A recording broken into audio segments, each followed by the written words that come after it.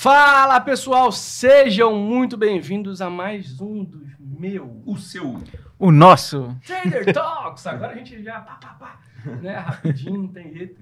Hoje, com mais uma lenda aqui na frente. Sérgio Machado, ou Serjão.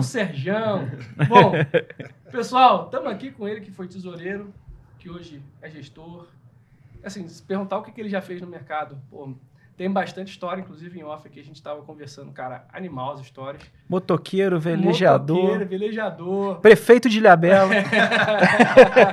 Você sabe que ele tem uma preferência na balsa. Né? Você foi lá, você ficou 5 horas, 6 horas. Não. Ele é meia horinha. É que você não falou que era amigo dele. Se você falar, a balsa dele passou assim, rapidinho. Fala, Sérgio, tudo bem? Cara, seja muito bem-vindo e obrigado por aceitar o nosso convite de sentar na mesa com esses três malucos aqui. Pô, eu que agradeço. Quanto à política, tô fora. Sem prefeito. Motociclista, velejador e sobrevivente do mercado. Eu acho que principalmente isso.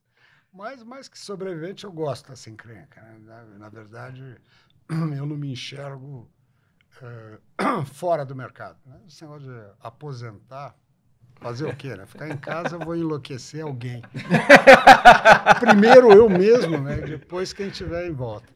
Eu acho que essa parte de gestão é um negócio que é mais leve, né? Que a gente estava falando.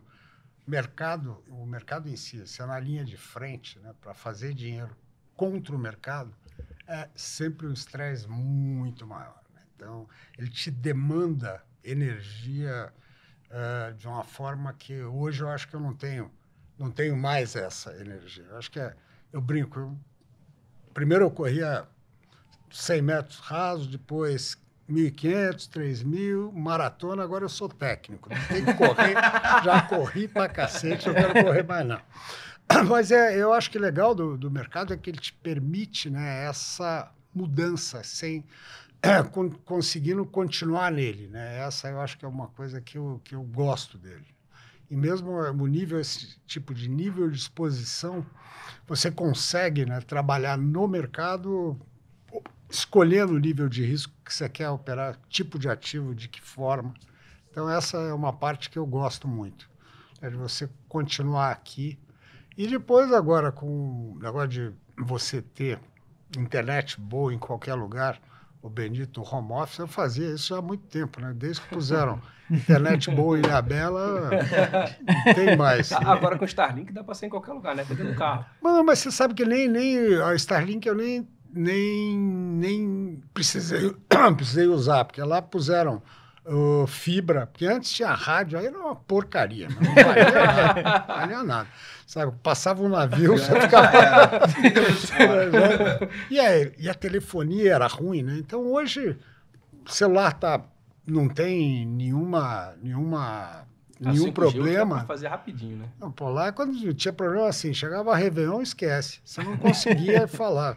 Porque as torres sobrecarregavam, você não conseguia falar mesmo. Você ficava 2 dias para falar, você tinha que acordar às 5 horas da manhã. Alô, Feliz Natal, tchau, Feliz Ano Novo. Depois deixar para dar bom Natal à noite, esquece. Mas hoje aí mudou, né? Então, isso eu acho que... E a própria percepção, né, que a presença não é tão necessária nesse tipo de mercado que a gente tem. Você tendo uma boa internet, com um sistema bom, você independe de onde eu esteja. Né? Então, Sérgio, falando, né, isso a gente falando do dia de hoje, internet e tudo mais, mas você começou numa época que nem sonhava, né, com a internet. Você estava falando aqui pra gente, começou em 79. Se você puder falar pra galera um pouco aí dessa tua trajetória, né, momentos bons, ruins que você teve, desde lá de... 78. 78, 78. Perdão. Se puder contar um pouco da galera, como que você chegou no mercado, onde veio essa vontade de estar no mercado e você está aí há muito tempo, né? E como veio o amor por Ilhabela? Bom, aquela história, você sabe que eu não queria... Meu pai era banqueiro profissional, né? Então, tudo que eu não queria é ir para o mercado. Aquela velha história, você tem aquela, né, sempre em choque. O exemplo ali, né? Cresceu falando assim, né? Não vou ser esse cara. Eu achava aquilo, né, sair de terno todo dia cedo, chegar tarde, eu falava isso sem graça, babou. E eu sempre gostei de mar e tal, de motor, né, de motocicleta desde 9, 10 anos. E eu tinha assim, um amor especial pela parte, principalmente automobilística, né? Eu acompanho Fórmula 1 desde que no Brasil, de 65, você recebia Auto Esporte para ver a Fórmula 1 do mês passado, porque você não tinha nenhuma, na imprensa não existia.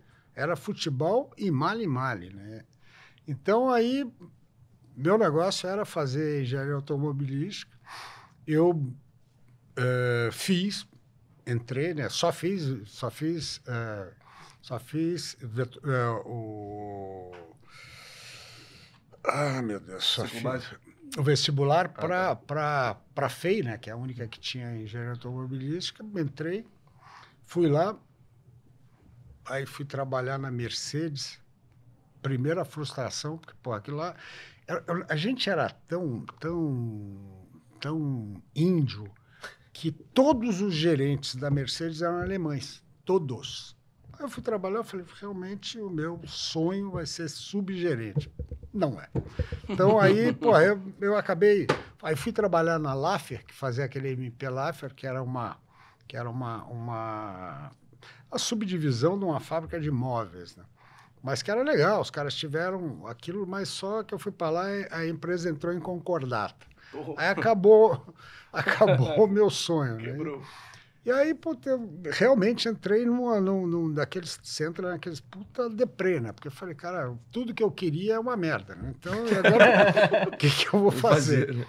E aí, pô, não tinha muito, né? Você falar assim, bom, vou fazer o quê? Vou trabalhar, vou procurar, então, fazer administração de empresas, que é um negócio genérico, que falava, você pode trabalhar em vendas, pode trabalhar em produção, pode trabalhar no financeiro. E a única coisa que foi boa é que nessa parte de engenharia, na parte de cálculo, eu sempre me dei bem. Então, aquilo ali me deu uma formação matemática legal. E aí eu entrei na GV, comecei, tal, no começo é sempre aquela coisa engraçada, depois de você ter feito 3 anos de faculdade, você começar primeiro ano com um bicho, os caras totalmente tontos, achando aquilo maravilhoso, né? E você mais... Eu passei por isso também, então eu olhava assim, eu falava, não, vamos... Era trote, né, que se chamava agora. Não, vamos fazer o trote. Eu falei, cara, na boa, pô. Tenho 21, pô, não tenho 17, cara, eu quero ir pra casa, deixa eu sair daqui, vou pra casa. Não, vai participar, vai fazer...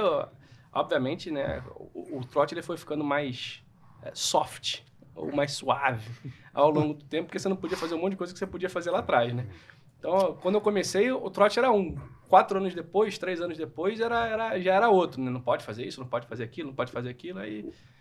Mas você entrou com outra cabeça, você concorda? Não, você justamente, você não tem aquela coisa, o cara entra todo mundo na faculdade maravilhado, achando aquilo lindo. Eu falo, puta, os caras não têm ideia da merda que é.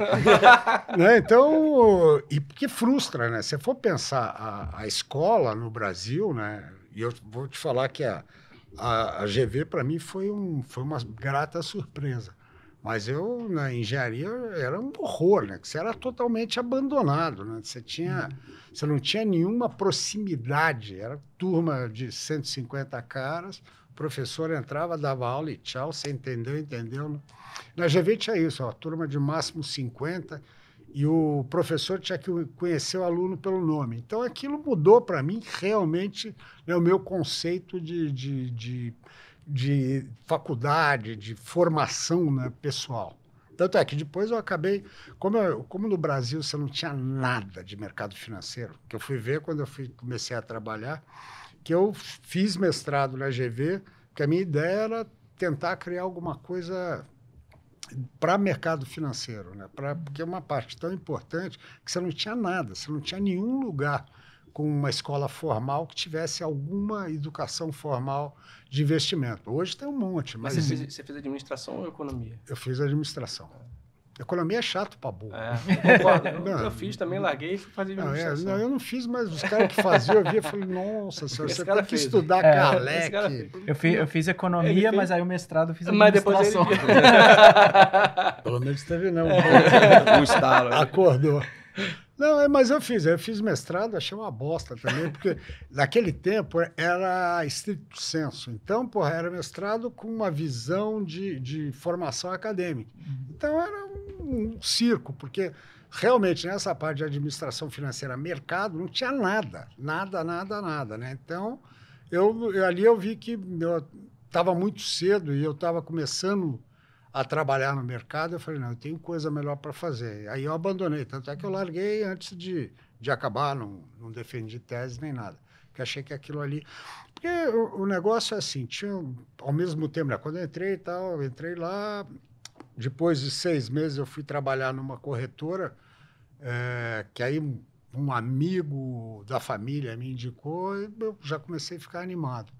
E aí depois eu peguei um trainee no Bank of America. E aí mudou minha vida, né? Quando eu fui para o banco, realmente aquilo lá me puseram na mesa, era a 8ª maravilha do mundo. Você já foi para a mesa direto? Direto. Uhum. Porque na corretora o que aconteceu? A corretora começaram na época, eu comecei naquele, né, marra cachorro do cacete, analisando o balanço, aquela coisa mais chata que sair com a avó. Mas era o que tinha. Naquele tempo, hoje os caras bacanas, aquele não, pegar jornal, cortar jornal, sabe? O negócio era assim, extremamente frágil, né? Você tinha muito pouca informação, era um negócio que... Aí você ia não tinha RI, né, diretor de relação, porra nenhuma. Você tinha que ficar batendo cabeça para conseguir uma entrevista com o diretor financeiro, se a empresa tivesse alguma ideia de continuar no mercado, porque você tinha muito. O cara que abriu o capital tomou grana dos outros e dane-se, tá certo? Não tem... Ele fazia aquela reunião anual e você não tinha nenhuma interlocução. Mesmo estando no Bank of America? Mesmo estando no não, era tudo. Os caras não estavam nem aí com a mãe. Não, mas nesse tempo eu estava na corretora. Bank of America, eu, graças a Deus, não precisava mais falar com esses caras. Aí era outra coisa, era mesa, né? Que aí, essa parte que falou, se não tinha nem computador, não tinha nada. Era telefone e HP. Né? E era uma coisa que era... É muito mais de negociação, né? De imposição, como falar no telefone, quem chega primeiro, quem responde, porque até assim, quem pede o spread manda, quem recebe o spread ele não sabe quem ligou para lá quer, né? Então, tinha essa coisa de velocidade, de você estar preocupado em se informar, de saber como é que é, e era muito pouco técnico, né? Porque então, você negociava papel público, normalmente, né? Era o RTN, o LTN, e o mercado ia em cima do fluxo, né? Conforme você tinha fluxo comprador ou vendedor, que o mercado ia. Então, era um negócio totalmente diferente, não tinha nada de tecnicidade financeira. Era um negócio muito mais de mercado de negócio, sabe? Mercadão mesmo, no grito, aquela coisa de... Aí você vê que nem vê na bolsa aquela gritaiada, é aquela. Você tem uma imposição do grito. Então, mesa de banco naquela época era uma gritaria da porra, né? Todo o mercado era gritado. E era uma coisa que é interessante, porque você, quando estava na outra mesa, quando você via aumentar o volume, você sabia que estava dando merda ou no câmbio, ou estava dando merda na bolsa. A sensibilidade ela vem pelo barulho. E isso era importante. Você estava com 2 telefones na cara, com 2 caixinhas abertas, falando um negócio, aquilo ali te ajudava a saber onde é que tinha alguma coisa acontecendo, né? Então, o cuidado que você tinha que ter. Animal. Legal. E isso foi no Bank of America. Uhum. Aí você ficou mais ou menos quanto tempo lá? Eu fiquei lá 4 anos. 4 anos. Sempre na mesa? Sempre na mesa. Aí, na época, eu quase fui para um banco novo que estava abrindo. Que eu tinha um cara que era o meu que fazia assessoria financeira do Bank of America, era um cara chamado Paulo Guedes. Que, eu devo muito a ele, porque o que eu aprendi de economia, eu aprendi com ele, porque a gente trabalhou junto no Bank of America 4 anos, depois continuamos trabalhando por mais uns 4 anos. Né? Então, realmente, o cara é totalmente fora de série, ele é muito bom. A parte de farol alto, o primeiro bônus que eu ganhei foi na primeira Max do Brasil. Ele tinha ruim de farol baixo, que a gente comprou 6 meses antes, tomamos calor. Farol baixo é muito bom. Sauna do cacete, mas veio. Né? Então, essa é engraçada. Mas ele tinha esse entendimento muito, muito especial. Eu lembro quando teve o plano cruzado, eu tinha dois consultores na época, um que foi presidente do Banco Central, tal, e o Guedes. E esse cara foi de manhã, no dia seguinte, falou, não, que maravilha, esse congelamento vai dar certo. Aí, à tarde, foi o Guedes. Aí o Guedes falou o seguinte, os preços relativos estão totalmente distorcidos. Esse plano vai fazer água nos 4, 5 meses. Mas tem uma eleição, aí eles vão martelar para ganhar a eleição. Aí depois vai explodir. Ele cantou no dia seguinte, ele cantou o que aconteceu em 9 meses para frente. Ele enxergou exatamente aquela coisa de enxergar o processo como é que é, o coloquial, né? E essa é uma coisa que ele sempre teve, de botar os movimentos econômicos no coloquial, para qualquer um entender, né? Para você. Então, essa parte eu aprendi muito de economia com ele. Né? Como ele aprendeu de mercado para burro com a gente, porque ele veio para cá, assim, ele é acabação, né? Ele fez Chicago, MBA e o doutorado seguido e voltou para cá. Acadêmico. Exatamente. E aí veio... Pois aí você vê que ele tinha já uma sacada, essa coisa do IBMEC, o IBMEC era uma autarquia. Tinha o presidente, que era o Reis Veloso, ex-ministro e tal, e ele pegou uma vice-presidência executiva. E ele transformou uma coisa que fazia uns cursinhos caça-níquel de mercado e tal, numa potência, né? Então, e ele também tinha essa visão de educação, que pela própria formação dele, ele dava muita importância para isso. Então, essa foi uma experiência muito, muito legal na minha vida, assim, foi uma que muito me mudou como operador, como pessoa no que concerne a ciência, uma visão econômica muito mais parruda.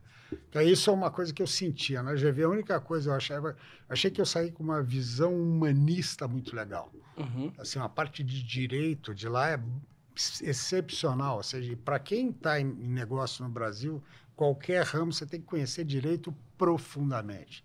Tá certo? Como é que você é afetado pela parte contratual, pela parte legal, pela parte de tributo, sabe? Então, nessa parte era uma formação muito boa.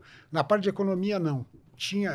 A GV tinha aquele ranço ainda muito mais... O cara, no máximo que chegaram, sei lá, o cara passava um pouquinho de Marx, né? Tinha uma visão assim meio antiga, eu até brincava com os professores, eu falava, cara, vocês são professores de uma escola que é para criar capitalista selvagem, malvadão. Você vem aqui falando que o capitalista selvagem malvadão é malvadão, é alguma coisa que não funciona. Então, isso era um buraco que eu tive na formação que eu acho que me ajudou muito. Porque aí, depois de lá, eu li mais, eu cheguei mais... Eu consegui melhorar bem a minha... Já tinha passado a aversão ao que seu pai era ou não? Não, porque aí é aquela história. Com o tempo você tem aquela coisa, você se distancia, né? Me distanciei. Depois que você faz 15 anos, você sabe tudo na vida, pô, velho, é tudo burro, né? É isso. Não quer nada. E depois, ao contrário, quando eu entrei na GV, eu entrei mais tarde, que eu entrei na FECO em 74 e entrei na GV em 78. Né? Eu tinha 19, depois eu já tinha 23. Eu já estava menos, eu já não era mais dono da verdade. E ao contrário, aí eu fui chegando próximo dele e bebi daquela fonte, né? Porque ele era um cara extremamente, não é porque era meu velho, mas era um banqueiro fantástico, né? Então, e uma das coisas que eu me lembro que eu aprendi com ele, que era falar assim, o que você se preocupa num banco? O que eu tenho que ver? Ele falou, liquidez, liquidez, liquidez. Liquidez, você perdeu, você não volta atrás. Prejuízo, você volta. Isso eu levo como norte na minha vida, assim, nas posições que você tem. Mais importante, você tem lucratividade, potencial, cacete, é liquidez. Se você entra, você tem que saber sair. Você tem que entrar de um tamanho que você consiga sair. Aqui eu brinco, você vai no baile funk, fica perto da porta de saída. Não vai lá no meio, que senão eventualmente você não sai. Eu tinha citado essa fala sua, a gente citou no podcast passado, que eu lembro que uma vez você falou isso e marcou, porque é realmente extremamente importante, né? Assim, às vezes você só está pensando, seja em qualquer tipo de posição, você não pensa o pior cenário. O pior cenário é você ficar sem liquidez. Né? Exatamente. Não, e tem uma coisa que você vê, um exemplo que a gente tem recente. Teve a crise de crédito privado. Sim. Teve a fraude de Americanas, um horror, tal. Teve problema da Light.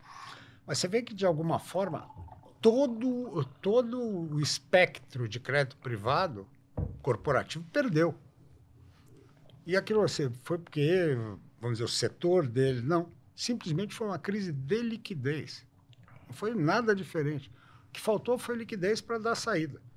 E aí o que acontece? Na falta de liquidez, você começa a torrar o ativo, né? Ao preço de necessidade. Então, por isso que essa parte de liquidez não é só o conceitual. Na hora que você monta uma posição, sempre pensa nisso. Como é que eu vou sair dela se eu precisar? Tá? Então, você pode montar uma posição que você tem uma parte líquida, mas manter essa parte líquida compatível com o teu portfólio integral, tá certo? Uma coisa que realmente não é para ser mexido aquilo. Aí você pode fazer uma aposta diferenciada.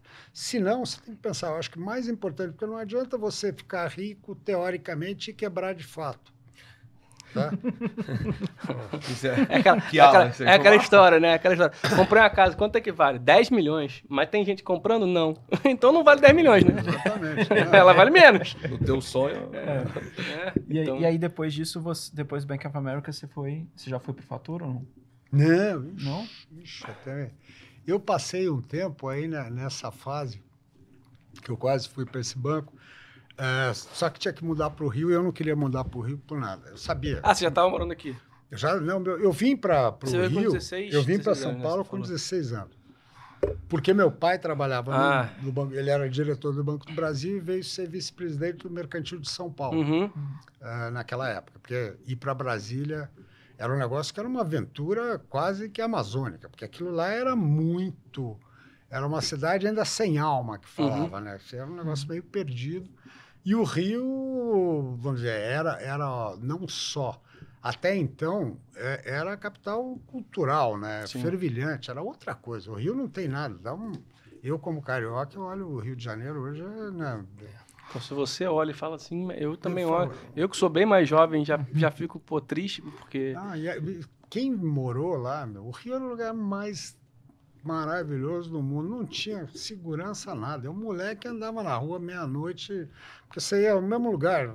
O Rio é linguiça, ou você ia de táxi, de ônibus ou a pé. Às vezes você saía das festas e ia a pé, porque não tinha ônibus, demorava. Risco zero. Era a cidade mais simpática. Você perguntava onde é que é tal lugar, o cara te levava lá.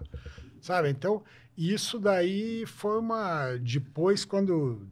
É lógico, não foi por causa da mudança para Brasília, mas a mudança para Brasília ela foi desmontando a parte econômica do Rio. Sim.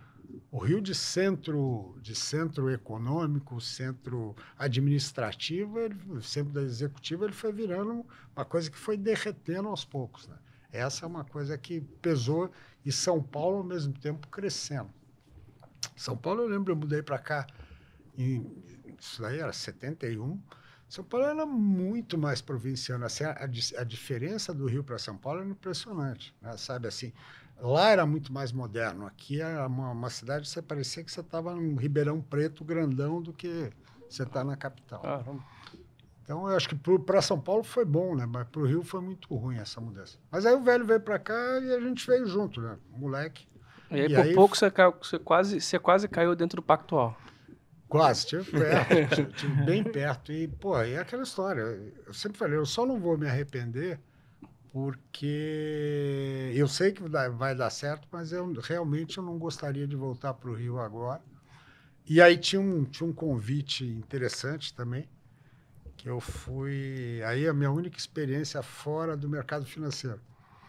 Eu fui ser financeiro da maior empresa de automação bancária do Brasil, chamada DigiRede. Eu sou daqueles cases, um cara que era gerente de tecnologia na Lyon, que era um dealer Caterpillar, que ele falou do negócio, começou a fazer um projeto de processamento distribuído. Coisa que no Brasil todos os bancos tinham uma central de TI aqui na Marginal, que ficava lá todo o mainframe, o cacete, e toda agência era totalmente dependente daquilo. Então, informação é poder. Então, e aquilo ali tinha um efeito engraçado. Mas esse cara bolou isso no começo e vendeu, né? Ele vendeu isso para o Banorte, depois vendeu para o Unibanco. E aí, com isso, porrou, né? Então, ele em 3 anos, estava com 100 milhões de caixa. Naquela época. Naquela época era grande pra caralho, era grana para cacete. 100 milhões de dólares de caixa, era grana para cacete. E ele tinha um negócio que era engraçado, né? Que a margem bruta dele era maior que o faturamento. Aí você fala, você está louco? Lógico. A margem dele, ele trabalhava com 90%, o custo da mercadoria dele era 10%. Ele tinha uma puta alavancagem, era informática. Então, sobrava 90%. Quando você põe esse dinheiro no mercado financeiro, o resultado era maior. Então, a última linha era maior que a primeira. O resultado financeiro explodia no dedo. Já tinha uma margem fantástica, né, meu? Você já ganhava 90%. Aí chegava lá embaixo, dava 120%. Você levava para os bancos, os caras falavam, o que é isso? Tá errado. Que mais que é essa aí, filhão? Não, presta atenção, né? Então, aí eu montei uma corretora dentro do banco, que o cara me chamou dentro da empresa. O dono dela velejava comigo, era um cara fantástico. E a gente velejando, um dia que ele falou, vai pro Rio nada, vem trabalhar comigo, se a gente monta uma corretora. Eu falei, corretora, essa porra não dá dinheiro. Vamos fazer diferente, vamos operar bem o que você tem. Né? E aí, eu contratei 8 caras, a gente operava tudo, operava todos os bancos, a gente operava 60 bancos. Então, se tinha banco, você tomava câmbio, se tinha banco, você operava BNDES, tinha banco que você operava só aplicação, só que você captava. Então, você tomava dinheiro do Citi e comprava CDB do Chase. Então, a gente fizemos o diabo. E você negociava tudo, né? Você falava, tributo. O tributo era remunerado. Falava, não, vamos depositar aqui. Folha de pagamento, era remunerado. Tudo isso daí que na época o nego não fazia, a gente fez. Então, você, negociava tudo. Seguro, tem rebate, um monte. Então, ganhamos um monte de dinheiro na eficiência, fora o que a gente operava mercado, como tinha um caixa muito grande, tinha uns 10 milhões para a gente brincar aqui, lá fora. Né? Então, ali foi a primeira experiência como gestor? Ali foi a primeira experiência com fio desencapado na veia. Né?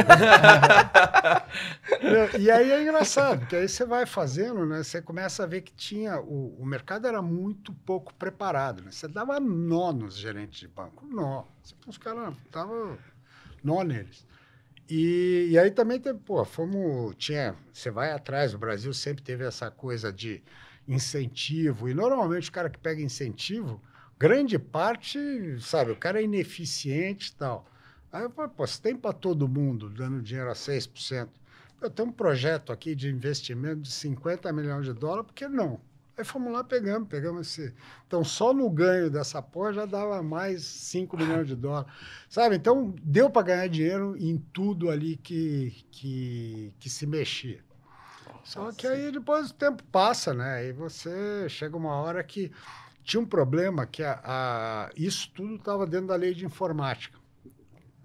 E diferente dos outros players que usavam a lei de informática em benefício próprio, não investiam aqui, na Digirede a gente tinha 700 engenheiros em projeto.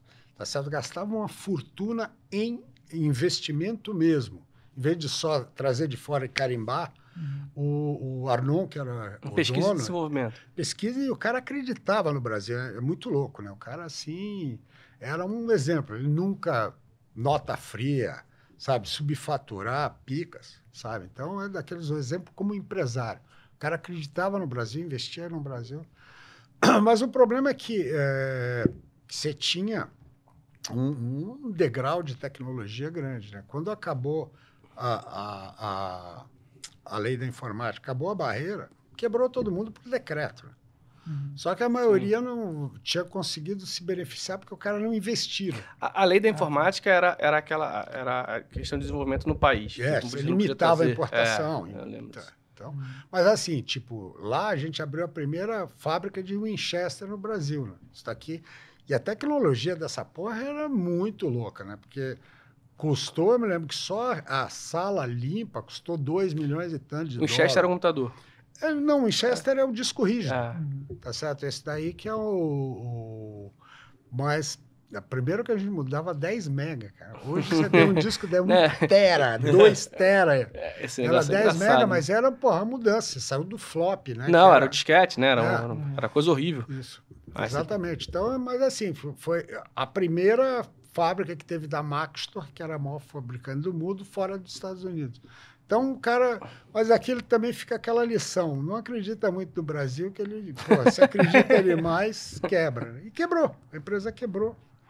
Mas nessa época, como antes de quebrar, já dava uns indícios que você tinha... Que a coisa não ia tão bem. E aí surgiu... Eu fui convidado por um desses bancos que eu era cliente, tal, que eu brigava e tal. Me convidou para ir para lá. E aí fui ser diretor de interbancário e aí acabei tesoureiro.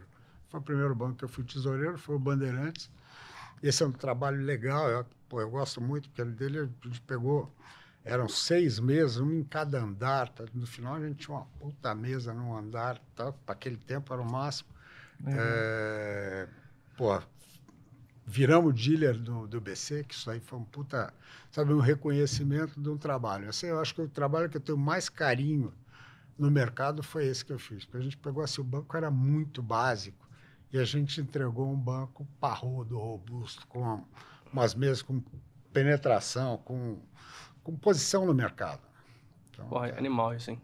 Legal. E essa questão que você falou, né, que você foi tesoureiro, isso é uma coisa que o pessoal que acompanha e principalmente, né, pessoa física que começou a entrar no mercado, às vezes não tem muita noção de como funciona um banco, do que é feito dentro de um banco ali, né? Você enquanto tesoureiro, como vai ficar difícil. Calma aí que ele tá... Eu já caguei tudo aqui, já na mesa aqui. Você enquanto tesoureiro, assim, quais eram os seus desafios lá? Imagina, cada tesouraria tem um estilo, né, na verdade.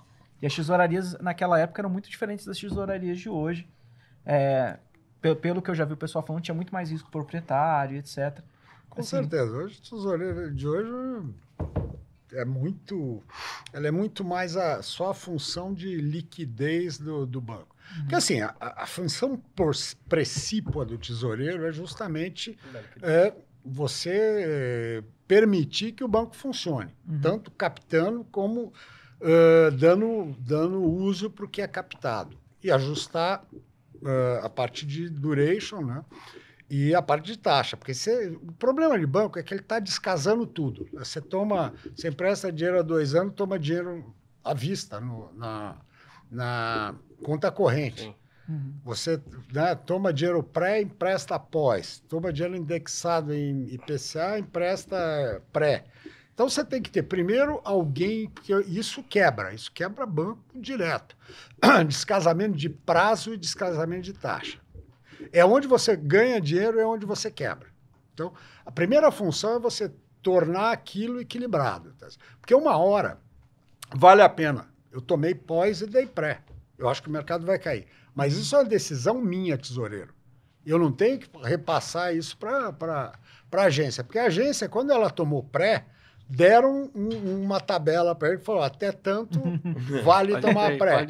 Tá certo? E essa grana que entrou pré, num primeiro instante, ela está direcionada para ser dada pré e gerar um spread. Quem vai decidir se isso não acontece? Você, eu ou uma mesa que está naquilo para assumir esse risco. Então, a primeira coisa é isso, deixar o banco líquido. Você tem que gerar liquidez naquela linha que eu te falei, que a gente falou de banco. Se o banco tem que ter uma liquidez, além de toda essa farofa de toma pré, dá pós, está em 3 meses, acerta para 1 ano, você tem a parte de manter o banco líquido, né? Porque a pior coisa que tem é aquela história. O cara chegar na boca do caixa e falar, me dê o meu, não tem.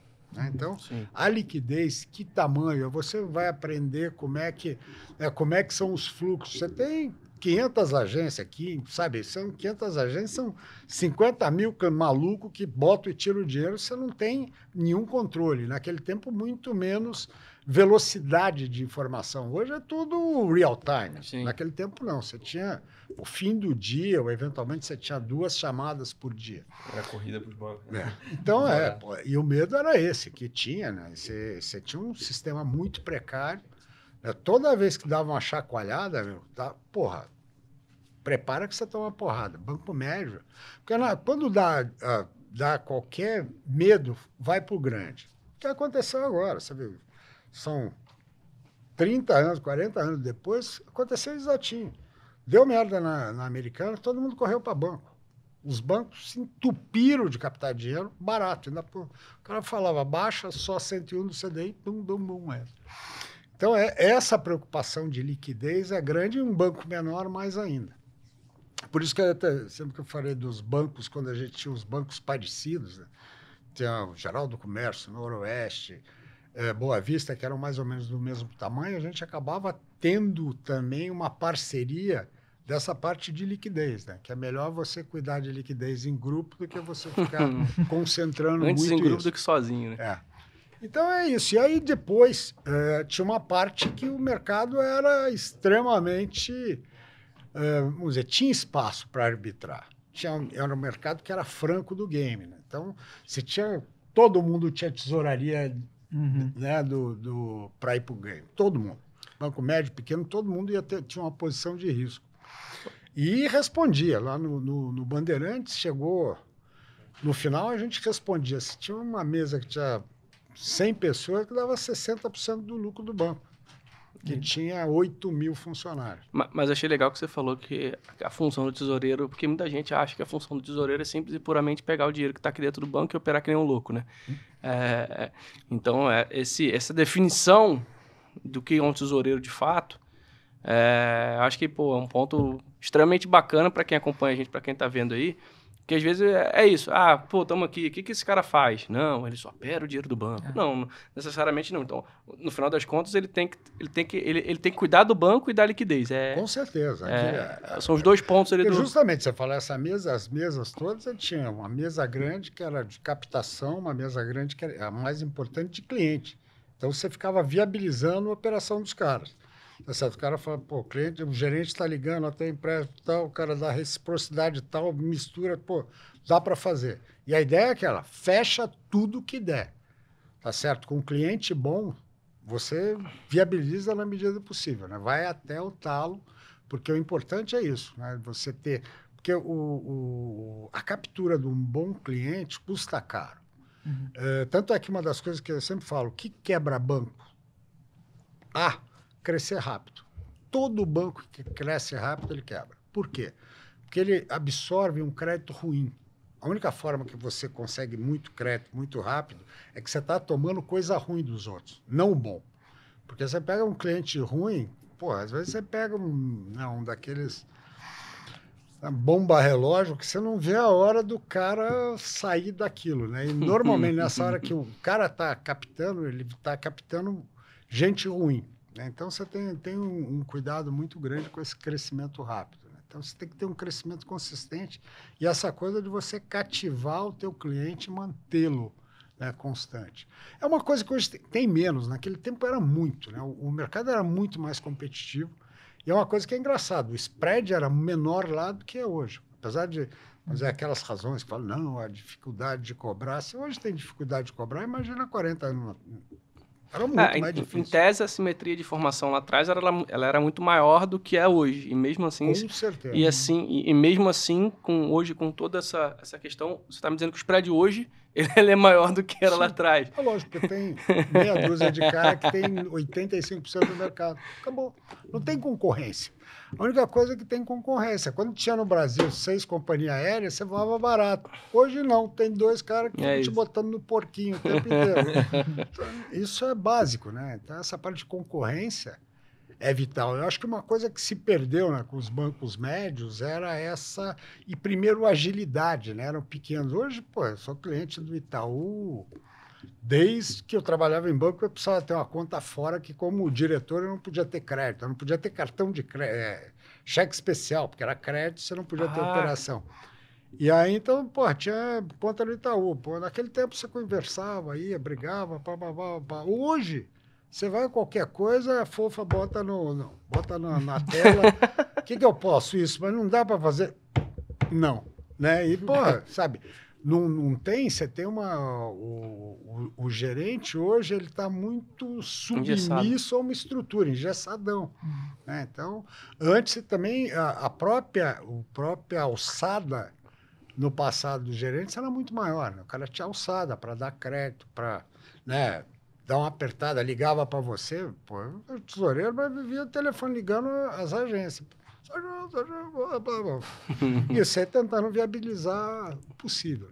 Então, essa é a função. A função é o banco ser o mais eficiente possível. Além de tudo, aí eu tinha as mesas com a cachorrada para ir caçar, né? E aí, justamente, aí, pô, chegamos a ter 60% do resultado do banco. Né? Isso é até curioso, né? Você falou, então, que as tesourarias, elas tinham essa margem ali pro game, que você falava que a galera ia pro game. Como que era esse game na época? Assim? Você tinha algum que você preferia, fazia de tudo? Como que... Acho que você está perguntando de ativo. Qualquer coisa que se mexa. E tinha liquidez, viu, Costa? Tinha que ter liquidez. Com liquidez, tô dentro. Não, operava que... É que, na verdade, eu estava lá no primeiro dia do DI, estava lá no primeiro dia do dólar futuro. Foi melhorando, porque antes, para operar dólar, você tinha que operar ouro. Né? Então, o ouro, uma época, a gente operava ouro alucinadamente. Você alugava ouro, né? Você alugava tonelada de ouro, isso para você operar coberto, né? Eu alugava e vendia. Alugava e vendia. Cacete. E aí, eventualmente, fazia a hedge lá fora. Ou, eventualmente, não. Porque o dólar no Brasil, ele tinha um defeito de origem, né? Como a gente sempre foi um país dependente de moeda, a gente nunca teve suficiente, você sempre teve um problema sério em precificar bem o dólar. Então, tanto é que os caras falam, o negócio é comprar dólar. Porra nenhuma, o negócio é vender dólar.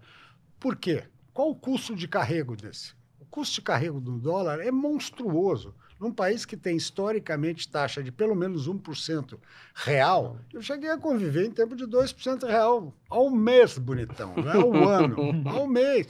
Então, como é que você vai carregar essa porra? Você compra, você vai te cobrar, vai custar 30% para carregar. Então, normalmente, o cara, quando ele ganha nas porradas, nas max, ele mal pagava o custo dele de carrego até ali. E principalmente que é o seguinte, no Brasil, toda a estresse as 3 max que eu me lembro, e uma delas foi assim, não teve Black Swan bacana. O negócio, o desastre é uma coisa que eu falo meio constantemente, todo desastre é cuidadosamente construído. Não tem desastre, não tem. Esse Black Swan, September 11, Black Swan. Esse eu particularmente lembro que eu cheguei do colégio, pra você ver como é que... Cheguei do colégio, olhei na TV, aí tinha uma das torres pegando fogo, aí daqui a pouco eu tô assistindo a TV, vem outro avião e dá nota à torre. Eu falei, que isso? Né? E esse, depois, obviamente, quando você vai ficando mais velho, você vai estudando. Mas eu gosto muito dessa sua colocação, porque quando a gente, esse último aqui, que é o mais recente, né, dado o nosso viés de ancoragem para a gente lembrar o que é mais recente, cara, o Covid, lá em dezembro de 19, já se falava de Covid na China. Um ou outro falando, o negócio, ele já estava ali.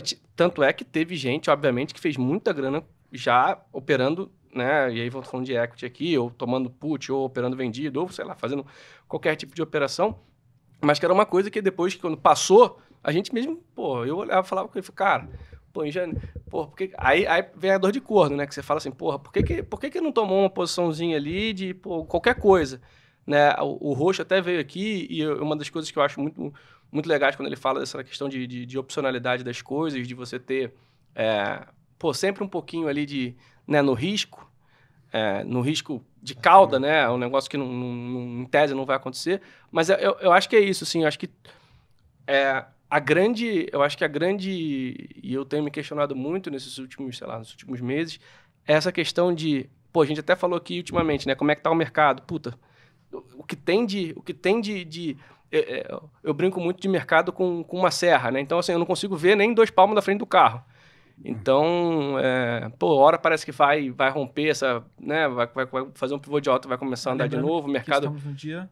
Hoje é dia 13 de novembro. 13 de novembro. Então, assim, tem hora que parece que o mercado vai andar, tem hora que parece que o mercado vai afundar de vez. E aí, pô, tinha uma guerra só, agora temos 2. E aí, pô, vai escalar uma guerra, não vai. Aí, puta... Então, assim, toda hora tem esse viés. E aí, quando eu vi esse último, assim, eu tenho feito esse exercício de... Cara, o que veio antes? O que apareceu antes que a gente talvez não tenha dado muita bola, mas que já estava no radar? Já se falava do Covid, né? Então, assim... dava para ter tomado alguma coisinha, né? Dava para ter montado uma posição. Como o meu fundo não é de... Pô, eu tirei risco. Eu vendi todas as LF. Não tinha nada. Minha posição estava 0. Tanto é que 2020 foi o melhor ano do fundo. Eu só operei termo. O fundo rodou 120 do CDI, que é um fundo para rodar 105. Então, aquela história. Não tomar tiro é tão importante como dar tiro nos outros. Cara. É o que a gente fala aqui, né? Não operar também é operar, né? Você tirar a mão e você falar, cara, deixa o circo pegar fogo, depois eu vejo o que eu faço. O que importa é a última linha. Tá certo? Se é porque você ganhou, porque deixou de perder, é igual. Eu acho que essa parte, então, eu brinco, né? O mercado fala com você. Você tem que ouvir. Ele fala o tempo inteiro. Ouça. 2 orelhas, isso eu falo sempre. 2 orelhas e uma boca. Fala pouco e ouça muito. Porque, raro, você vê, esse negócio do Covid cansou de cantar. Começou em novembro, dezembro. Para que carregar uma posição? Coisa de nego fechando lá fora, fecha a asa. Fala, não vai chegar aqui. Tinha uma, sabe? A chance era muito grande. Você reduzir risco era simplesmente uma opção extremamente consciente de fazer. Tá? Então, o negócio de tá ligado e tomar essas opções, normalmente você escapa das grandes porradas. A não ser um evento assim, tipo uma guerra, que nem agora, de um dia para o outro, tem um ataque selvagem daqueles, não tem como prever. Sim. Mas, eventualmente, não teve o impacto que teve... E desculpa te interromper, mas assim, pensando que, pô, ao longo da sua trajetória, você diz que a experiência também te ajudou ao longo do tempo. Como é que foi isso assim? Como é que era o Sérgio Machado, sei lá, em 97? Como é que foi o Sérgio Machado em 2008? O Sérgio Machado em 2020? Tô pensando em grandes crises lá fora, mas assim, talvez de posicionamento e reação ao que estava acontecendo, ou na verdade uma tomada de decisão antes, né, no final das contas. Não, na verdade é aquela história. Ficar mais velho, mais burro, você já fica mais feio, aí você mata. Eu acho que você vai aprendendo, não tenha dúvida. Eu acho que para mim uma das mais marcantes, que aí tem muito mais cara de Black Swan, é a crise do México. A crise do México foi onde a primeira vez eu senti o Brasil inserido no mundo. Porque antes pegava fogo lá, a gente não estava nem aí. A não ser nos Estados Unidos se dava alguma coisa. Agora, fora, o resto do mundo não nos atingia. Então, a primeira vez que você pega o mercado brasileiro totalmente distante, né? Que a gente era muito. O Brasil era muito fechado. Ainda é fechado, mas ele era extremamente fechado. Então, a gente não tinha esse impacto. Aquilo ali é o começo da abertura.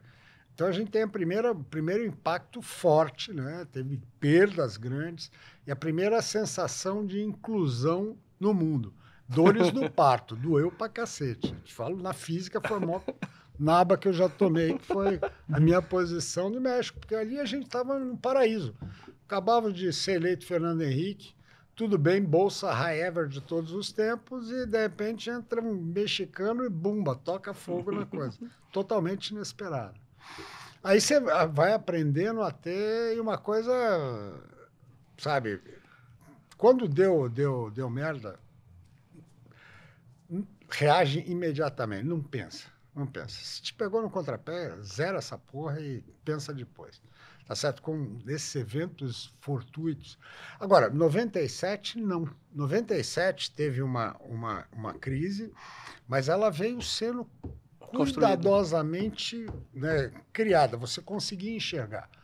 Eu lembro que na época tinha a MCM, né, que é uma consultoria antiga, que eles falavam, a gente está no risco de ter um ataque especulativo com a moeda. Como é que a gente faz para acompanhar? E a gente vai fazendo isso, acompanha os títulos lá fora, que o primeiro lugar que o cara vai atacar é lá fora.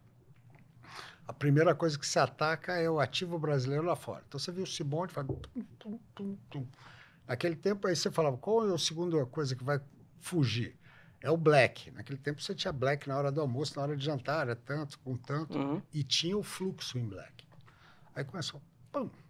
Chegou na sexta, e a terceira coisa, acompanha o câmbio oficial. Na sexta-feira, isso é 27 de outubro. Na segunda-feira o mercado abriu meio rasgado e daí para frente foi. Não, quebrou garantia, cara. Sim. A gente falou garantia, quebrou garantia, quebrou o Indusuez, o Matrix não quebrou por um cabelinho. Então os bancos eficientes aí foram. E teve aquele negócio, na primeira vez que você teve pessoal que teve que pagar mais, além do nabo, né? Porque os caras trabalhavam sem qualquer desses bancos, comprasse bonde, você punha 100 mil dólares, o cara te alavancava 1 milhão. Pum, os caras ganharam dinheiro, o cara punha 100 mil, ganhava como 1 milhão, blá, blá, blá. Aí quando perdeu, esse bonde veio de 70%, foi de 80% para 50%, 30%. 30%. Vezes 10, 300. Você perdeu 3 vezes o que você tinha, bonitão. É isso. E agora tem que pagar o resto, né? Tem que pagar. Teve fundo que chamou o cliente, os caras arrancando o cabelo na rua, falaram, tá escrito aqui, isso pode ser chamado. Mas aquilo, ou seja, ali não foi uma coisa totalmente inesperada. Tá certo? Sim. A crise da Ásia teve tempo, né? Teve tempo de sair. É assim, foi rápido, mas teve tempo de sair. 2001 não. 2001 não teve, porque ali foi um evento totalmente fora da curva, né? Ninguém imaginava. E o problema é esse, na hora que acontece aquilo, você punha em dúvida toda uma parte de como vão as coisas se comportar daqui para frente. Todo o né? sistema, né? Exatamente. Você põe em dúvida né, a continuidade do processo. Aquilo foi uma coisa tão violenta que você demora para o mercado absorver aquilo que aconteceu. E demorou para o mundo absorver. Sim, com certeza. Para todo mundo, os envolvidos e tal. Então, ali você tem uma quebra de paradigma. E por um evento totalmente alucinante, né? Se pensar. É parecido com o que fizeram aqui, só que foram fazer nos Estados Unidos. Né? E aí, depois dessa coisa, aí tem... Mas você continua, você vê que naquele tempo a gente sofreu feito boi ladrão, porque teve a crise de 97, que aí teve Ásia 1, Ásia 2, Rússia, né? Rússia 1, Rússia 2. Aí pega September 11, aí chega 2002, nós pagamos a conta. Foi a lambança da crise da marcação a mercado. Aí vem Lula. E aí, assim, a gente teve ali crise, tinha uma crise por semestre, mínimo. Eu brinco que o Brasil, a gente estuda ciclo, né? Quando a gente está estudando análise técnica, eu brinco que o ciclo no Brasil, ele é totalmente... Se alguém fosse montar ciclo aqui no Brasil, a gente ia ter que fazer um livro só de ciclo, né? A quantidade de ciclo que a gente tem de velocidade aqui. Eu lembro que na época teve um cara que fez um gráfico que era o seguinte, ele tinha um gráfico de longo prazo, desde 2029, que o cara punha uma barra a cada crise. Então, 2029, depois 39, a guerra, tarará, papapá. Aí, quando chegava de 97 para frente, ficava preto. Era preto, era uma cortina preta. E é verdade, ali, cara, era assim, você levantava a porrada, porque aí teve crise do Nasdaq, teve tudo, uma em cima da outra. E aí depois, aquela história acalmou, aí você tem a calmaria que antecede a tempestade. Que veio a calmaria até que vem em 2007 e quebra. E aí também é uma coisa que mostra, você falou que se aprende o seguinte, toda crise, normalmente, ela vem precedida por um longo período de tranquilidade. E esse longo período de tranquilidade, ele é um dos responsáveis pela crise. Por quê? A tranquilidade, normalmente os modelos são estatísticos, né? Quanto mais você tem tranquilidade, mais a estatística vai ficando leniente. Eu brinco assim, você está andando num deserto, tal. Aí você vai olhando, cada vez você só vê plano, aí você vai vendo plano. Aí você fica olhando no espelho plano, aí tem um morro na sua frente, você não vê. Né? Porque justamente essa coisa, por isso que é muito importante, na parte de risco, não é VAR, qualquer coisa estatística. Para mim, o mais importante é o quê? Stress test. Estresse. Sempre você estressando o que pode dar de errado na frente. O processo nos Estados Unidos, quando ele tem em 2007 a primeira fase, foi meio surpresa. Você sabia que tinha as financiadoras de hipoteca que estavam em dificuldade, né? As duas irmãs, lá, que eu até esqueço o nome, que quebraram. Mas vem a primeira fase, 2007, e aí dá aquela melhorada no fim do ano, com aquela coisa, não é tão ruim, né? Não é crise, não. Isso é crise do subprime, já passou. E aí falava assim, porra, não existe crise do subprime. Existe uma crise do mercado imobiliário. Uhum. E, dada a importância do mercado imobiliário para os Estados Unidos, essa crise vai voltar. Porque você entra, o que acontecia? Lá você tinha um problema que avolumava o processo. Você tinha os financiamentos todos pós-fixados, ou em grande maioria, né? Coisa que não acontece agora, por isso que diminui. E o mercado mega alavancado, você tinha tido nos últimos anos uma puta briga de remortgage, né? Então, eu lembro que tinha os brasileiros que moravam lá, assim, o cara comprava por $500 mil a casa, financiava a 6%. Daqui a 6 meses ele refinanciava $700 mil, 5%. Daqui a 6 meses ele refinanciava, né, $1 milhão, 4%. Então, qual é o problema? Se tinha uma bomba relógio, qual é? O estoque estava no último preço sempre. Sim. E na pior taxa. Ou seja, não tinha porta de saída. Na hora, liquidez, porta de saída. O que aconteceu? Começa, a uma certa altura, a ter inadimplência. Porque aí os caras começaram a emprestar para todo mundo. Sim. Realmente é aquela história. A régua de crédito, a tal da leniência. Pô, emprestou para o Triple E, né, Triple B, Triple C, no. É o tal do subprime. Sim. Era o cara sem rating. E aí, quando vai para essa, não tem mais para quem vender, cara. Acabou, o mercado acabou. Né? Aquela velha história que fala do JP Morgan, que zerou as ações porque falou com o engraxate ou com o assessorista. Que horror, isso é...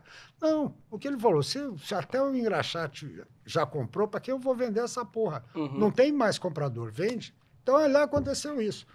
E aí que é o pior, na hora que começa a dar problema, os caras começam a socar imóvel, né? Porque o cara, lá não tem essa, o cara não pagou, o cara toma e bota à venda. E aí o mercado fica retroalimentando na venda, só tinha vendedor.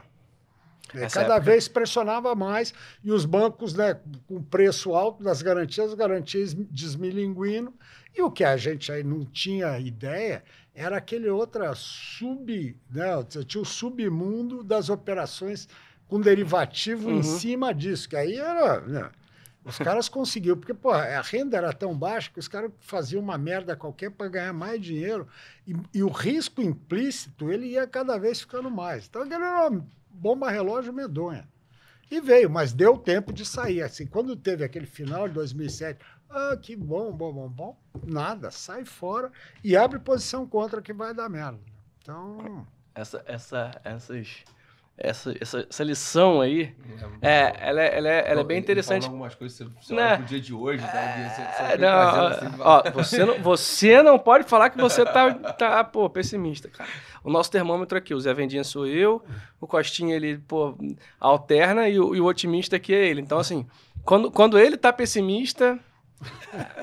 O negócio não tá muito bom, não. E é engraçado, né? Que ele disse coisas Ou então, eventualmente, é hora de comprar. Você sabe, enquanto o último touro não se entrega, o urso tá mandando. Na hora que o último se entregar, é hora da virada. Isso é verdade. A gente fica te escutando aqui. Assim, vem um monte de página que a gente já leu aqui e é meio que é engraçado, porque quando a gente fala de sei lá, quando a gente fala de ciclo, né? Pô, tem acumulação, aí depois, pô, você tem lá a grande, digamos assim, a grande pernada de alta, na tendência de alta, chega lá em cima, distribuição, e depois, né? E é um pouco disso, porque não é a questão do engraxate, na verdade, literalmente, assim, como que você falou, tá todo mundo comprado, filhão, para quem você vai vender?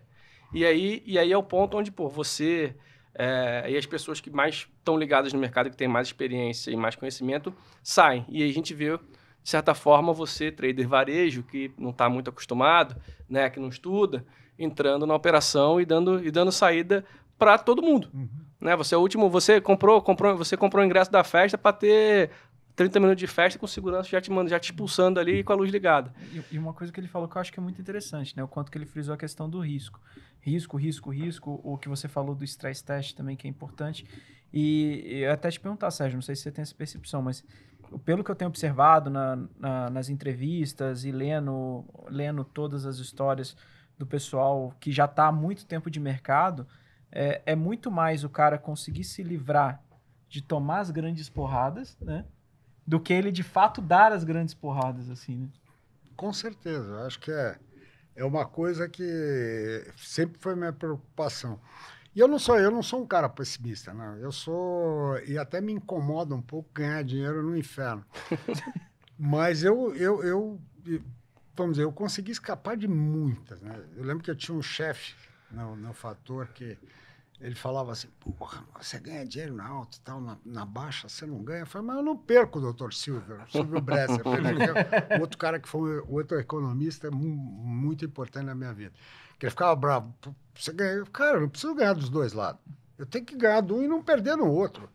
Porque eu não tendo perdido, eu tenho espaço para entrar de novo, né? Então, essa coisa de você estar fora, é uma coisa que eu vejo essa molecada, quer estar dentro do tempo, vai perder. Por que vai perder, porra? Mercado tem todo dia, que nem feira, sabe? Fica quieto. Sabe, essa ânsia de pegar o brioco do mosquito de lado, você tem que pegar a onda, né? Não tem que ser surfar a onda perfeita. Você tem que estar vivo, tem que estar nadando e surfando.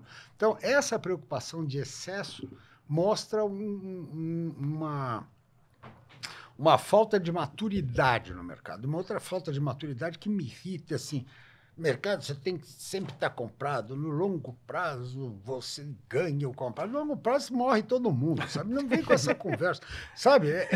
Você não tem... Que longo prazo? Essa é uma... Pega longo prazo, 30 anos, você daí está ganhando. Você pega janelas muito interessantes, que a Bolsa dá porrada. Mas não vem com essa história, ó, morri abraçado que eu vou ter que chegar lá. Eventualmente, não. É aquele discurso, né? No longo prazo, a Bolsa sempre é para cima. Mas isso aí tem a vírgula, porque o Fausto, ele veio aqui na semana passada, quando a gente foi gravar com ele, e ele abriu o gráfico do Dow Jones entre 60 ou 70 e pouquinho a 80. Foram mais ou menos 15 a 20 anos de prazo e ele bota ali a inflação, né? Ele inflaciona o gráfico. Aí ele fala assim, você tá vendo esse aqui, né? Esse aqui é o Dow Jones. Aí você olha lá, pá, aí tem uma lateralização gigantesca, ele fala assim, vou botar aqui com a inflação do... Aí ele mostra, né, que é uma queda muito parecida com o que aconteceu em 1929. Ele fala assim, se você comprou no início, você segurou o dinheiro, olha quanto tempo demorou para você recuperar o mesmo poder de compra que você tinha 15 anos antes. Então, assim... Por mais que na sua percepção o Dow Jones estivesse de lado. Isso. Então, assim, é que às vezes a gente fica muito preso literalmente ao benchmark ali, mas a gente acaba esquecendo que, né, no final das contas, o grande dilema é a questão do poder de compra. É o quanto que você tem hoje e quanto que você vai poder comprar amanhã. Então não adianta nada. Beleza, a bolsa subiu 10, mas a inflação foi 12, você perdeu, né, você ficou para trás. Então, esse é um negócio interessante, né? Fora o risco que você correu, né? Ainda tem esse outro ponto. E uma coisa que ele falou que eu achei muito, muito, muito, muito interessante, né? Às vezes da ansiedade, e que a gente está suscetível a essa ansiedade, todo mundo está suscetível, mas que... E são coisas que você ouve o Sérgio falando que é a experiência que provavelmente trouxe para ele, assim. Porque a noção de que, olha, vamos dizer que você vai começar um novo ciclo de tendência no mercado, etc. Se de fato for um ciclo consistente, se de fato for um ciclo que vai ser grande, você vai ter oportunidade de entrar em algum ponto dele, né? Não é um trem que nunca mais vai passar e você não vai conseguir pegar. Com certeza, não é que você vai acordar, comprei assim, amanhã está 200 e perdi. Não, cara. Isso vai gemendo. Agora, você tem que se sentir confortável. Em primeiro lugar, não vai com esse papo mole dos outros. Compra para sempre. Porque compra, você não pode nunca. Se comprou, vai ganhar dinheiro. Fala que os caras compraram o SGX. Fala com o cara de todos dessas empresas que quebraram. Tem empresas boas e tem outras que, se você olhar, quanto tempo durou, elas estão... eventualmente ganhou, mete um CDI em cima, não estão. E tem boas empresas, tem boas hipóteses, você tem novas, né, tecnologias que estão aí. Tem que tomar cuidado também com tecnologia, porque normalmente elas são muito mal avaliadas para mais, normalmente, né? É só ver o das tech, tá bom, as Big 6, 8, nada a falar. Mas as 500 que quebraram, ou que estão 90% de queda. Tá certo? É fácil você olhar só o bright side, né? Olha o dark side, que é grande. É o viés de sobrevivência, né? Você só vai lembrar de quem está sobrevivendo. Exatamente. Você só lembra quem morreu. Você não lembra.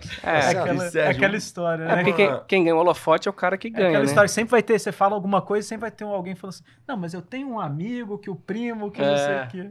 Sérgio, eu queria uma pergunta que eu até fiz pro Fausto, acho que é válido fazer para você. Ao longo todo esse período que você acompanha o mercado, enfim, pelas N áreas que você já passou, você acha que o mercado ele mudou ao longo do tempo até o dia de hoje, com chegada de tecnologia e tudo mais? Ou ele continua sendo o mesmo, psicologia das massas, pessoal sempre com emoção, ganância, otimismo, pessimismo e tudo mais? Isso é da natureza humana. Ganância e medo, isso que move todo mundo, tá certo? É que o mercado é a proxy da vida, né? No mercado as coisas acontecem numa velocidade estonteante. Então, a merda que você faz, ela te cai na cara. E o que você faz certo, volta rápido. Então, eu acho que... Por isso que eu acho o mercado do cacete. Por isso que eu falo que eu não saio dessa porra. Porque isso daqui, ele te mantém vivo. Porque ele muda. Mudou. E segue mudando. Tá certo? Ele tá se renovando e você tem um negócio que... Hoje, eu lembro, quando eu comecei no mercado, uma das coisas que você tinha que fazer a diferença era informação. Daqui era um matão alto, você não tinha. Né? Então, o que era informação? Era conhecimento. Tá certo? Você conhecer as pessoas que faziam o mercado, que eram interessantes, onde você podia aprender e tal. Isso, então, fazer o networking. Mas era um network muito selecionado. Aí, no caso, tanto de empresários, traders que você admirava, gostava, bons economistas, boas casas que você tinha. Você ter uma assessoria econômica naquele tempo era vital, porque eles também filtravam esse monte de coisa. A gente tinha muito pouco. A imprensa era marginal, você lia todo dia, mas era difícil você ter. O que você pegava mais lá era um bizu. Não tinha uma coisa assim de informação consistente. Hoje não. Hoje a informação está dada para qualquer um, cara. Você tem um buzilhão de terabytes de informação totalmente socializada. Tem para todo mundo. Tá? A diferença antigamente era ter informação. Hoje é você saber onde ela está e aí depois fazer o que fazer. Porque você tem informação e saber onde está, você tem duas coisas. Tem que ter a síntese e análise, ou análise e a síntese. Porque você vai receber aquele monte de coisa, o importante é que nem o teu pai ouvia, fala assim, compro, ou vendo. É o tipo se for coisa de alta frequência, é o tipo de implicação que aquela informação pode ter no preço daquele ativo naquele momento. Tá certo? Então, essa é uma parte que não assim, para ser esse tipo de decisão, mas para onde você vai poder beber de uma fonte de informação. Então, você tem que procurar isso. Que é a mesma coisa. O mérito está esse. Tem um buzilhão de dados. Você vai ter que poder saber selecionar onde tem dados que realmente te complementem. E não adianta você falar, né? Tem que falar, não, você tem que pegar o contraditório. Esse negócio do contraditório é lenga-lenga. Se você pegar o cara que pensa igual a mim e o que pensa contra mim, eu não vou chegar a conclusão nenhuma. Vai dar 0-0, eu não vou tirar a boleta. Tá certo? Você tem, não é um viés de confirmação, mas você tem que ter uma linha complementar. Aquela história, se eu tenho uma linha de economia, eu vou ler os economistas, eu não vou ficar lendo economista de esquerda para contrapor, não é isso. Tá certo? Então, você ouvir o outro lado é uma coisa, mas não você entrar a fundo eu acho que aí, senão você vai estar querendo ser mais realista que o rei. Você tem que ter alguma que entre numa linha parecida com a sua tese, porque você tem que criar uma tese de investimento a qualquer jeito. Senão você não faz nada. Você vai ter, eu vou comprar isso por quê, até quando, como. Né? A ideia é... Sem medo de estar errado, né? Porque vai acontecer, naturalmente isso vai acontecer. Lógico. Mas justamente, você tem que construir uma tese e tá checando a validade. Você tem que validar ela o tempo inteiro. Então, essa coisa de falar, não, eu compro sólido daqui a 6 meses, pô, 6 meses você pode ter morrido 8 vezes, não é por aí. Não é essa coisa assim, se eu olho, eu fico nervoso. Pô, então, não opera, sabe? Para mim, posição minha, eu compro todo dia. É isso, até o dia que você não comprar. Não tem buy, hold, tem um cacete, é buy ou sell. Hold, né? É lenga-lenga. Hold é um buy hoje de novo, e amanhã hold, você tem outro buy. Ô Sérgio, eu fico maluco quando eu escuto... Não, esse aqui eu vou comprar para a vida. Aí você fala assim, não, beleza, mas você vai comprar para a vida por quê? Não, eu vou comprar e vou esquecer. Falei, então me dá o dinheiro, pô. Então me dá o dinheiro, ou né? é vitamina ou é álcool. Porque você compra para a vida é vitamina para esquecer álcool. É isso. Pô, mas eu acho, assim, de certa forma, eu brinco. Viés de confirmação, não é de sobrevivência. Viés de confirmação. Aí você, justamente, não. Quando você fala, esse é para os meus netos, né, se tivesse letrinha Disclaimer, né? Eu falo, tomei no burro. Porque você não deixa, se fosse bom, você não deixava pro neto. É isso. E uma outra pergunta, assim, aproveitando o gancho. Ô Sérgio, o que, por exemplo, quando você vai... Eu sei que, obviamente, você não... Isso é uma outra coisa para vocês também entenderem. Ninguém investe com uma estratégia só, né? Você tem N estratégias para diversas fundos ou diversas estratégias dentro do mesmo fundo, mas que, né, você tem as posições ali. Pensando em, por exemplo, o Sérgio hoje, como é que o Sérgio olha o mercado para escolher uma ação? É só análise fundamentalista? É só análise técnica? É economia? Faz um top-down? Faz um bottom-up? O que o Sérgio hoje olha?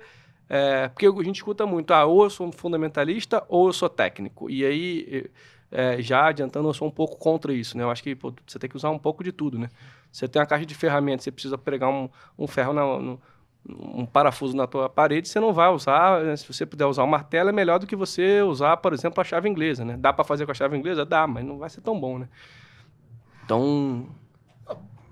É aquele negócio. Hoje eu tenho uma posição pequena de ação, já tive mais. É uma coisa assim que nível de risco-retorno. Hoje, se você monta uma posição de ação, você está olhando, tem que olhar a não ser quando era especa. Como eu não sou mais especa de ação, quando eu comprava era tiro curto mesmo, mas era muito mais gráfico do que fundamental.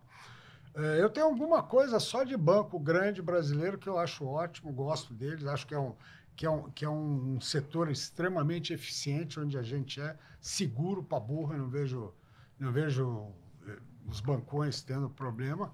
Eles são eficientes, têm mostrado isso. Mas sempre, antes, na compra, você ia procurar algum diferencial, né? Alguma coisa. Eu ganhei muito dinheiro no passado com home. Você vai achar um diferencial ali, estava muito barato, chegou a valer 2 pila.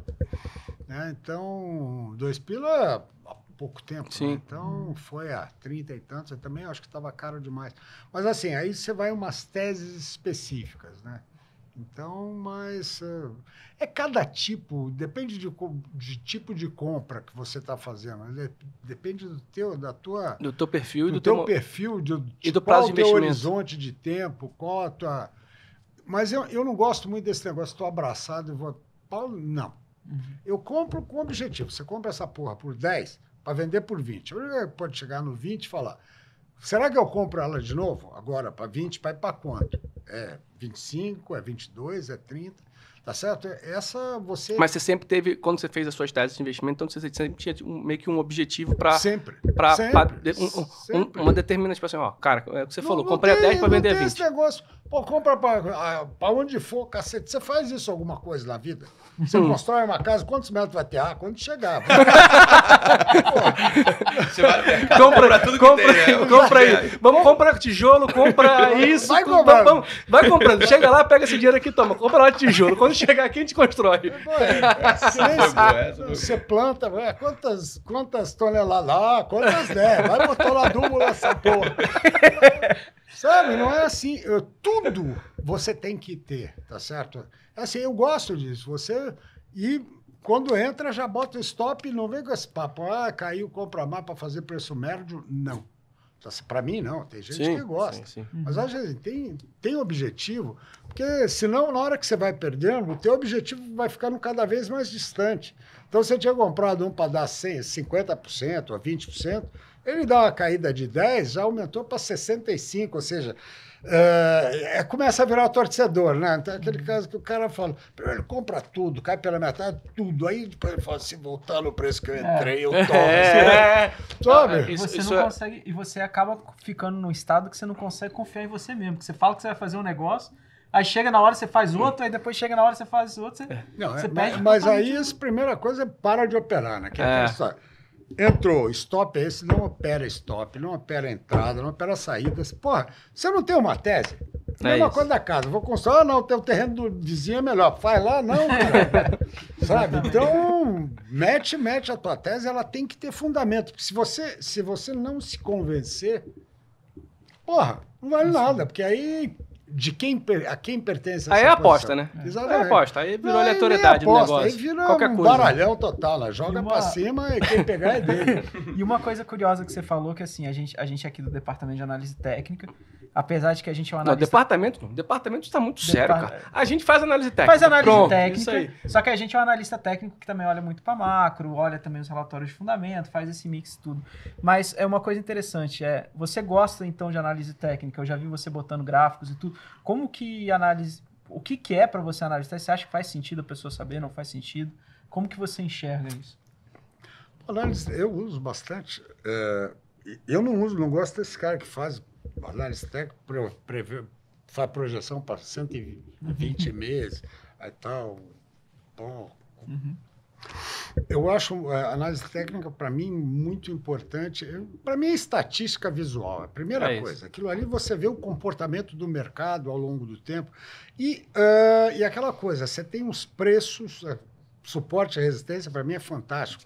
Que é preço de onde, ou seja, o comprador ele cansa de ficar, o vendedor ganha força.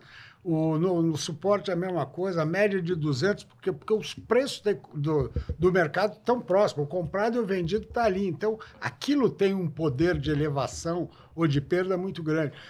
Tenta entender a porra do gráfico, como que ela te fala. Não é ler, o cara traça. O que está te dizendo? Um candle daqueles, um shooting star, um martelão embaixo. O que é aquela história? O mercado tentou fubar, cara, não conseguiu. Entrou o comprador, o mercado mostrou força. Lá em cima, Shootstar mostrou, o mercado mostrou fraqueza. Lê a merda, não fica só seguindo aquilo. Então, eu acho que essa é uma coisa que eu era cético pra burro, tá, com gráfico, né? Mas depois eu como tesoureiro, comecei a usar e ele tinha muita importância na parte de decisão, principalmente no trading curto. Eu acho engraçado, eu acho legal pra cacete escutar isso, porque, porra, primeiro, você foi tesoureiro, você é gestor, e, porra, escutar isso sei lá, é que não dá pra falar que escutar é colhido pelos meus olhos, porque eu tô escutando, né? Mas, assim, é algo muito bom, porque a gente normalmente é muito... contrariado ou até, uma certa forma, sofre um escanteado porque, faz análise técnica. E aí a pessoa que não entende, ela acha que aquilo sei lá, porque eu tenho uma bola de cristal aqui que eu tô olhando... Ela não entende que o padrão... Um monte de risquinho aí, o que é isso, porra? Aí você vai olhando e você fala assim, o cara, mas o que é isso? E de certa forma, cara, é um pouco disso mesmo, assim, eu sou muito fã de price action eles sabem, a gente até, antes, eu não tinha estudado o All Brooks, e aí uma vez eu tava explicando pro Costinha, o Costinha falou, cara, você sabe que isso aí é All Brooks, né? Eu falei, não sei o que é o All Brooks. Eu não tinha lido o All Brooks ainda, apesar de eu adorar a análise técnica, e depois eu descobri que é o Price Action. Mas é muito disso que eu falo para ele, cara, o candle, ele já me diz muita coisa. O mercado, ele já me diz muita coisa. Pô, cara, o mercado tava subindo. Pô, tentou lá, deixou uma sombra grande. Cara, tu vai comprar agora para quê? Tá longe da média pra cacete, vai comprar pra quê? Então, assim, são coisas simples e que a gente cada vez mais escuta aqui. Então, por isso que eu falo, é estatística visual. Você vê essa coisa, você vê, ó, fala, ó, caralho, entrou, porra, compraram, mas o vendedor tá mão forte, ele tá ganhando essa merda. Né? Então, essa leitura que eu acho que é importante. E uma outra coisa que é o seguinte, quanto mais, hoje cada vez tem mais gente usando, quanto mais gente usando, mais ele vai explicar. Sim. Tá certo? Pode ser até mentira, mas todo mundo acredita que passa a ser verdade, é isso. E uma coisa interessante, assim, porque às vezes o pessoal brinca, zoa dos nomes e tudo, mas é que os nomes, na verdade, eles são só uma tradução desse tipo de comportamento, desse tipo de jogada, digamos assim, dos players do mercado, né, de uma maneira geral. Então... E Sérgio, uma pergunta, a gente te conhece já há um tempo, né, o Costinha mais tempo. Faz aquela. Boa, vou fazer. Deixa eu só fazer uma antes. Faz aquela.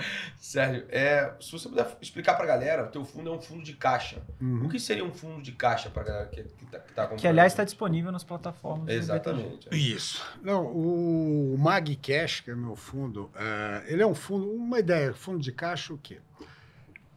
Você tentar rentabilizar o caixa da melhor forma sem ter um risco expressivo. Por quê? Uma operação de caixa, uma operação de disponível, ela não deve estar sujeita a grandes riscos. Então, esse fundo tem 9 anos de vida, nunca teve uma cota negativa, teve 9 cotas abaixo do CDI, são 100 e muitas cotas, e teve uma cota com menos de 95 de CDI só. É um fundo que tem 108,5% de CDI de histórico. Mas é assim, fala, pô, isso aí pega os fundos multimercados, isso é uma porcaria. Mas não. Qual é o risco? Eu carrego nesse fundo que LFT e operação compromissada, que é risco governo, operação de termo, que é risco B3, e LFT e LF, letra financeira dos grandes bancos. Hoje eu tenho Bradesco, Itaú, BTG e Safra. Ou seja, o risco dessa carteira é um risco muito baixo. Já se está falando de Tesouro Nacional, B3 e os 4 maiores bancos do Brasil. Né? Pelo menos em risco de crédito é muito pequeno, seguro. Então a ideia é essa, porque o caixa, você não pode, aquilo ali não é para te dar grande dinheiro, mas não é para perder. Então, por isso que eu me orgulho e gosto dessa coisa. Você tem nesse histórico todo, 9 meses que deu menos que o CDI, quase todos entre 95 e 100 do CDI. Então, a ideia de um fundo de caixa, ele pode estar em todas as carteiras. Né? Eu tenho muito fundo de ações, tal, que deixa o caixa deles comigo. Empresa, tá certo? Porque em vez dela deixar no banco, que dá 95 de CDI, ela está a 105 de CDI. 10% de CDI com CDI de 12 é grana. Não dá para jogar fora. E para a pessoa física, ele vale tanto para ele ter a liquidez, porque você tem que ter a tua liquidez. Você pode ficar doente, para precisar, quer viajar. Você tem que ter uma grana que não está no risco. Né? Então, ali ele faz parte também. E eu tenho um cliente também que o cara tem mais, ou seja, ele é meio avesso ao risco. Você está dando 105 do CDI, para ele tá bom, ele tem uma parcela maior. Então, eu acho que o legal é que esse fundo ele é versátil, ele cabe em toda a carteira. Tem grana do SPECA que está lá, que o cara deixa 5% para poder pegar fazer o giro, e tem cara que tem 40%, 50% da grana dele ali. Né? Boa. E eu queria, né, a gente já caminhando aqui para o fim, eu tenho uma pergunta que eu sempre faço para todos os convidados. Se você puder contar para a galera um trade que deu certo, você tirou uma lição disso, um trade que deu errado, que você também tirou uma lição. Ele está mudando. Era o maior trade da sua vida e o pior trade da sua vida, mas ele está mudando, mas tudo bem, segue o jogo. Uma maneira mais glamurosa. Não, tem uma... o pior trade, eu até falei. Sim. feito tequila. Tava comprado até as cuecas. Tá? Tava só alavancado. Tava alavancado até... Tava comprado em índice, em opção e conta-margem, que não existe mais. Conta-margem é que você compra a ação sem ter grana e os caras te financiavam. E não era pouca coisa. E aí o que aconteceu? Veio essa porra do tequila, um chute nos gurgomilos. Aí eu perdi 50% da coisa no primeiro dia. Caramba. Aí no segundo dia eu perdi os outros 50%. Ainda bem que eu zerei, porque no terceiro eu ia perder o dobro do que eu tinha, se eu tivesse deixado. E era toda a liquidez que eu tinha. Era grana, não era? Tinha tudo que eu tinha construído um bom tempo. Mas aquela história, não pegou o PL, o patrimônio ficou isento. Mas ali o erro foi esse. Eu estava confiante demais. A gente tinha acabado eleição, tal. Então você entra numa euforia. E era um negócio assim, também era uma época que não tinha muito um objetivo. Era meio assim, ganhei 10, quero 20. Ganhei 20, quero 40. E bumba, e fio desencapado mesmo. Não tinha um uso. Tá certo? Porque eu não estava precisando de grana naquela época, estava até com grana sobrando, então você tinha, era uma coisa eu contra o mundo, né? Se você bater carteira... Era o ego, né? Aí foi essa, na física foi a pior. Agora, ganho tem um que eu acho mais divertido, sabe? Não, esse foi divertido para burro, que eu trabalhava no Bandeirantes, tinha um diretor da corretora, que o cara ficava... O cara tinha uma bela grana e só tinha posição e ele ficava estudando aonde tinha buraco ali. E ele descobriu que tinha uma empresa que era associada a uma empresa gringa, que ela tinha sido feita para desenvolver um projeto e que esse projeto acabou. Então, que automaticamente ela ia fechar e ia ter direito de regresso pelo preço do valor patrimonial. E esse caboclo começou a comprar essa porra. Ele falou, Sérgio, vamos comprar. Tá bom, compra $5.000 dessa merda. E aí, olhava todo dia na hora do almoço, o Banco do Brasil entrava e socava. Os caras compraram, os caras socando. E o papel nada de andar. E passou 1 mês e meio, nada de andar, só o Banco do Brasil batendo. Aí um dia, sai a notícia. Em 2 dias eu peguei desses 5, virou $55.000. Aí eu comprei meu primeiro Honda conversível. Eu chegava no CRX, que era o que a capota era elétrica. Eu falei, opa, ganhei tudo. Essa foi bem divertida. Mas não pagou nem o almoço pro cara? Hã? Não pagou nem o almoço? Pô, mas você imagina ele. Você imagina a porrada que o cara deu. E o cara ia comprar. Falou, Serginho, tudo bem, tô comprando. Pô, velho. Sérgio, pra encerrar, que a gente, agradece aí, já estamos tomando seu tempo muito aí. Nossa, eu só vou apanhar quando eu chegar em casa. O pessoal sempre pede indicação, se você puder indicar 3 coisas. Um livro, uma música e um filme. Que não necessariamente precisa Pode ser de mercado, não pode ser de mercado, mas que coisa. você gosta, que te define de alguma forma. Então, você sabe que eu não gosto de dar livro de mercado, não, porque eles também são bem chatos. Não, é difícil, você tem um... Passa o dia inteiro olhando. É difícil você... né, porque tem uns livros técnicos que eu gosto e tal, mas são chatos pra boa. Assim, eu prefiro muito mais... eu gosto muito mais esse paralelo com o mar, para mim é muito presente, né? A minha vida toda que eu tive... Mar, eu velejei muito, corri muita regata, muitos anos, e eu aprendi pra caralho. Mar me ensinou até uma disciplina para mercado brutal. Então eu gosto de ter um livro que chama Latitudes Azuis, que é a história do Thomas Cook, quando ele desvenda o Pacífico, em 1900 bolinha, né, que ele acabou morto no Havaí pelos índios, mas é maravilhosa a história. Filme, eu sou suspeito, eu gosto de Blade Runner, eu acho que é um filme Baita fantástico. filme. Sou fanático também. Então, eu acho que o Director's Cut é perfeito. Ridley Scott. Isso. Que o final é diferente do original. E tudo. Não. E música aí, puta, tem muita coisa, né? Eu sou antigo, eu gosto dessa parte do rock, mas ontem eu estava até ouvindo um disco que é fantástico, que é da Janis Joplin, que é The Greatest Hits. Ela mulher é fantástica. Mas eu gosto muito, minha música é mais antiga, eu gosto mais de rock aí tem Yes, The Who, muita gente, mas esse da Janis Joplin eu gosto muito. Bom, Legal. animal. Sérgio, pô, cara, pode, se precisar, pede pra ela ligar pra gente, fala com ela aqui. Te manda janta, não Fica sei, dá um tranquilo. jeito. Não, fica tranquilo que a minha Pelo também tá menos, aqui. se eu não consigo fazer isso em casa, realmente eu perdi tudo. Né? Essa eu ainda consigo.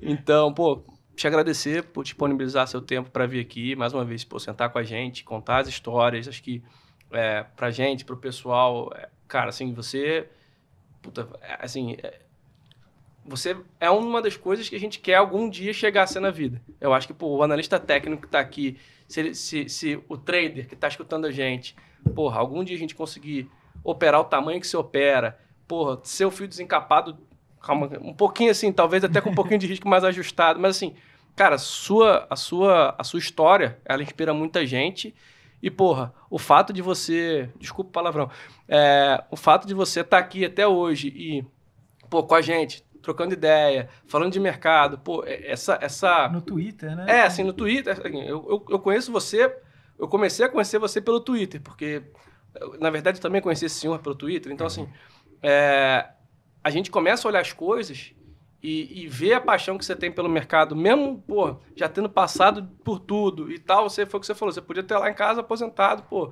coçando o saco, assistindo Netflix o dia inteiro. Mas não, tá aqui, tá tocando business, porra, vem aqui, troca ideia com a gente, ensina pra gente, vai lá no Twitter, dá seu espetáculo, dá suas puxadas de orelha. Cara, acho que, puta, eu queria te agradecer por isso, porque pra gente é uma inspiração, assim, pra gente puta, não sei, é algo que transcende, e a felicidade de poder trocar ideia ao vivo com você, assim, ela transcende, mais uma vez, né, eu comento com os meninos aqui em off, pô, tem muita coisa que, pô, dinheiro é bom pra cacete, né, mas tem muita coisa que, às vezes, o dinheiro não paga, e essa experiência que a gente tem aqui no podcast é uma. Então, pô, muito obrigado por trocar essa ideia e por talvez apanhar em casa por causa da gente. Eu que agradeço, eu acho que uma declaração dessa ficou assim, me faz muito bem, como pessoa, né, que, pô, afinal, eu tenho uma trajetória.